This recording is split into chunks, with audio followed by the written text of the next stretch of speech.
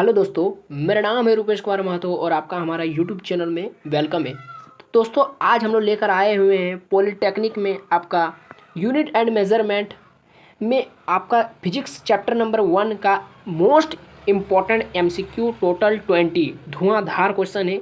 तो चलिए इन सारे क्वेश्चंस को हम लोग एक एक करके देखते हैं और देखेंगे कि ये सारे क्वेश्चंस किस तरह से हमारे लिए इम्पोर्टेंट है, क्या है इन क्वेश्चंस में। ठीक है, तो आप वीडियो में कंटिन्यू बने रहिए। तो देखते हैं सबसे पहला क्वेश्चन जो आपका स्क्रीन पर दिख रहा है कि 1 newton metre is the unit of 1 newton metre. Newton metre किसका यूनिट है? तो देखिए न्यूटन मीटर जो है ना, ये आपका मोमेंटम का, देखिए ऐसा यूनिट क्या होता है, मोमेंटम का होता है क्या, केजी मीटर पर सेकेंड। ध्यान से सुनिए, मेरे पास लिखने के लिए कोई पेन नहीं है।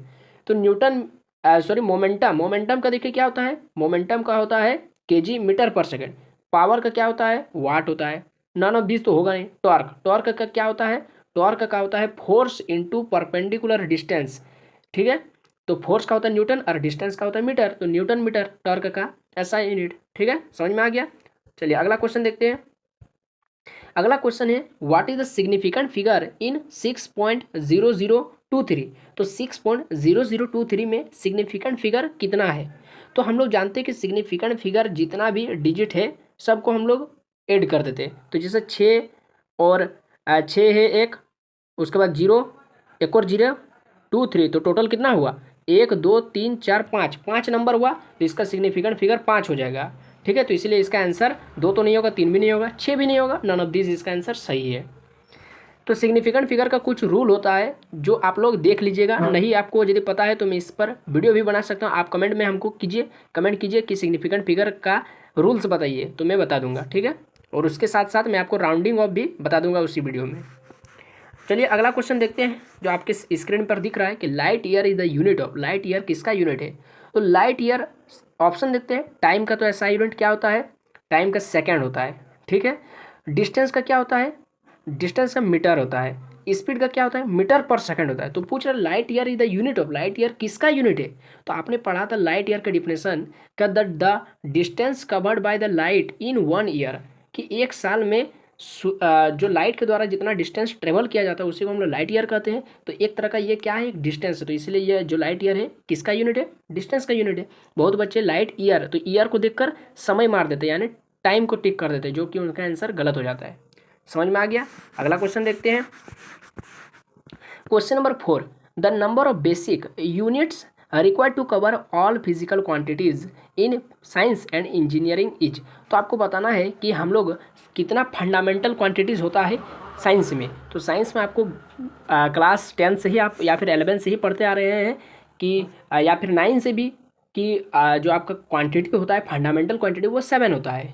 और 7 का नाम भी आप लोग जानते होंगे, लेंथ हो गया, length, mass, time, temperature, electric current, amount of substance, उसके बाद लुमिनस इंटेंसिटी, 7 हो गया। तो ये सारे 7 क्या है आपका फंडामेंटल क्वांटिटीज़, और ये सातों फंडामेंटल क्वांटिटी का आपको यूनिट भी पता रखना है। ठीक है, यूनिट की भी जानकारी रखना है। क्वेश्चन नंबर चलते हैं, क्वेश्चन नंबर 5। तो क्या रहा कि द यूनिट ऑफ को efficient of thermal conductivity is, thermal conductivity का आपको यूनिट बताना है।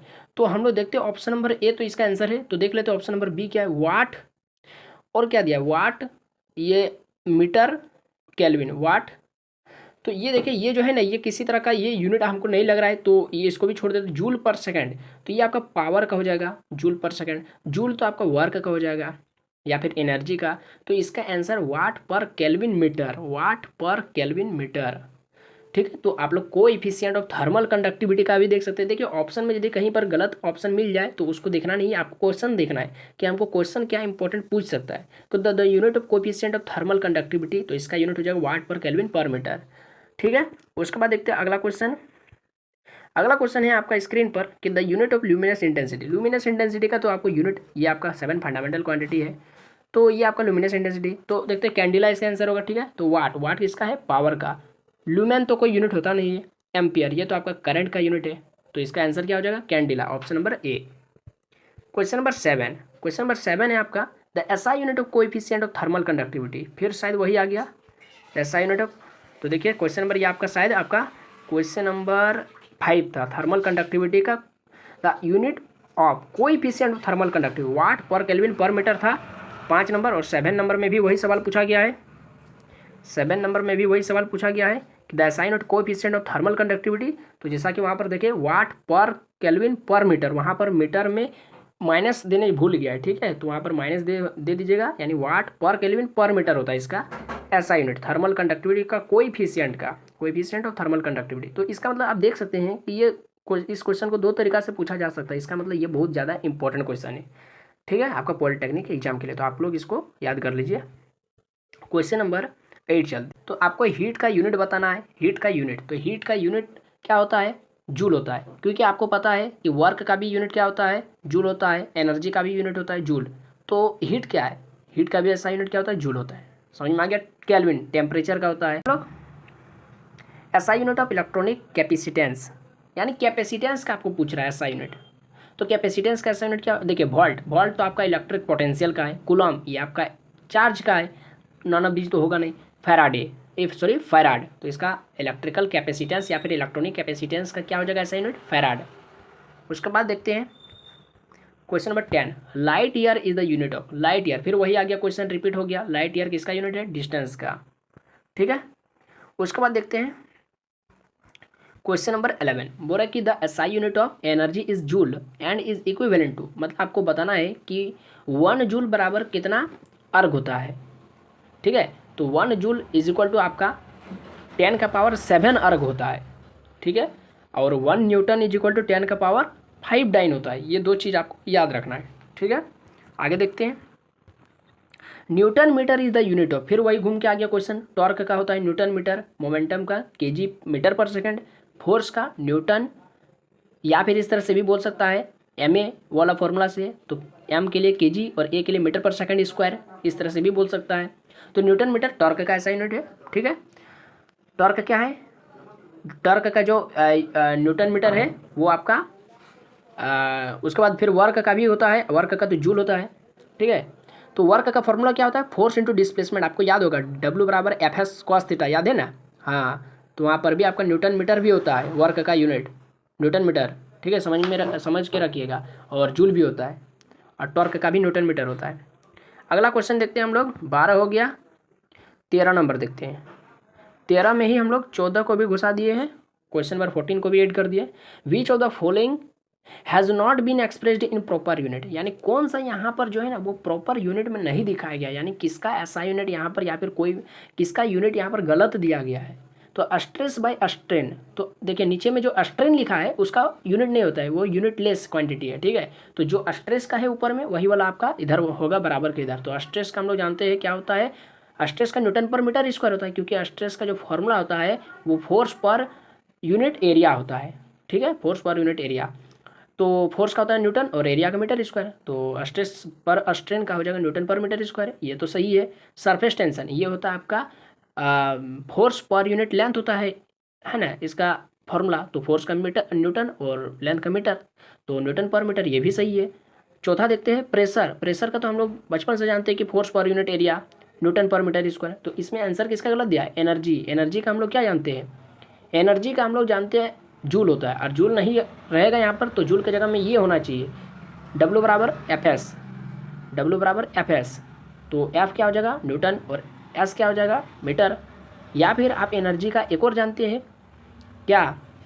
यदि आप फॉर्मूला लगाएंगे काइनेटिक एनर्जी हाफ mv², तो वहाँ पर 1/2 का तो ठीक है हटा देंगे, तो m का क्या हो जाएगा? kg, और v² यानी मीटर पर सेकंड का होल स्क्वायर होना चाहिए, यानी मीटर स्क्वायर पर सेकंड स्क्वायर ये होना चाहिए, केजी मीटर स्क्वायर पर सेकंड स्क्वायर, तब हम लोग मानेंगे कि हाँ एनर्जी का ये होगा। लेकिन ये दिया है केजी खाली मीटर पर सेकंड, तो ये तो गलत है। तो इसका आंसर हो जाएगा option number C। Question number 14। Percentage error for a quantity a, मान लेते एक क्वांटिटी आपको दे दिया ए और उसका बोलेगा आप परसेंटेज एरर निकाल के बताइए, तो क्या होगा? तो इसका ऑप्शन के अकॉर्डिंग आपको बताना है। तो इसका ऑप्शन में दिया है A/डेल्टा A गुना 100, नहीं ये तो नहीं होता है, क्योंकि देखिए इसका मतलब यदि आप भूल भी गए ना तो इसका आप इस तरह से आप बता सकते हैं। देखिए जैसे मान लेते हैं कोई मेजरमेंट हमको करना है, ठीक है, और उसका कोई मेजरमेंट करना है, मान लेते वैल्यू आया मेरा 3.22 आया, ठीक है, 3.22 आया, और उसका ओरिजिनल जो ट्रू वैल्यू है, समझिए मेरा बात को, उसका जो ट्रू वैल्यू है वो है 3.22 3.23 है, 3.23 है। तो बोलिए मेजर वैल्यू 2 जो कि मेरा है 3.22 और जो मेरा ट्रू वैल्यू है 3.23, तो इसमें एरर कितना आया, मतलब कितना आप एक्यूरेट नहीं बता पाए, यानी दोनों के बीच का डिफरेंस कितना है। बिल्कुल से सही दिख रहा है यहाँ पर कि 0.01 है, मात्र 0.1 का डिफरेंस है। तो जितना मेरा मेजर्ड वैल्यू है और जितना मेरा ये है क्या बोलते हैं उसको, एरर है, तो एरर को आपको पहले लिखना ऊपर में। तो एरर को हमेशा स्लाइटली ए से, या यदि यहाँ पर क्वांटिटी ए दिया है तो स्लाइटली या फिर डेल्टा ए लिख देंगे। तो ऊपर में डेल्टा ए मतलब जितना मेरा त्रुटि हुआ, बटे ओरिजिनल मेरा कितना है जो हम मेजर किए 3.22, उसको नीचे रखेंगे, है ना।